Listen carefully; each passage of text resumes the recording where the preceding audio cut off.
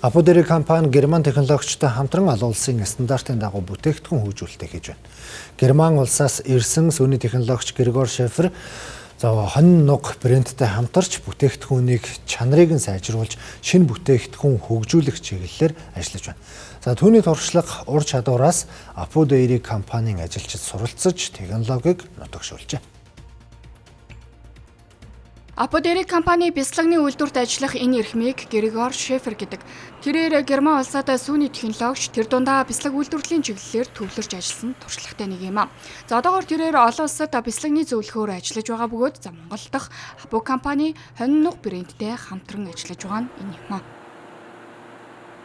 My name is Gregor Schäfer. Би олон оронд ажиллаж байсан туршлагатай. Харин Монголд тулгарч байгаа гол сорилт бол улирлын уур амьсгалын өөрчлөлт юм аа. Энэ нь фермерүүдийн сүүний доктортой нийлүүлэлт нөлөөлдөг. Гэсэн ч энд бидэнд олон зүйлийг сайжруулах, шинэ бүтээгдэхүүн зах зээлд нэвтрүүлэх, импортын бүтээгдэхүүнийг орлох гэх мэт олон боломжууд гэж харж байна. To improve products. Сүүний технологич Грегор Шефер бүгд найрамдах хятад ард улсад хоёр төсөл дээр мөн ажиллаж байжээ.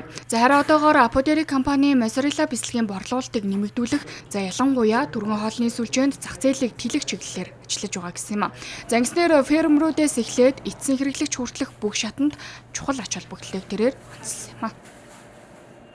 Энд ажиллах үнэхээр сэтгэл төрүүлж байна. Ялангуяа залуу ажилтнууд маш идэвхтэй, шинэ зүйл хөгжүүлэх сонирхол хүсэл эрмэлзэлтэй байдаг. Эдгээр залуус ирээдүйд Монголд шинэ бүтээгдэхүүн хөгжүүлж салбарыг улам сайжруулах маш их боломж байна гэж харж байна. Хонь нуг брэнд нь 3 жилийн өмнөөс бяцлаг үйлдвэрлэж эхэлсэн. Үүний гол зорилго нь импортын бяцлагийг орлох, мөн шингэн сүүний үн цэнийг нэмэгдүүлэхэд оршино. Мөн Аподери компани зүгээс моцарелла бяцлагийн тоног төхөөрөмжөд хөрөнгө оруулалт хийхээр төлөвлөсөн байна. Ингэснээр цаашид Аподери компани хонь нуг брендийн бүтээгдэхүүн улам бүр хөгжиж хэрэглэгчдийн таашаал нийцээр байна.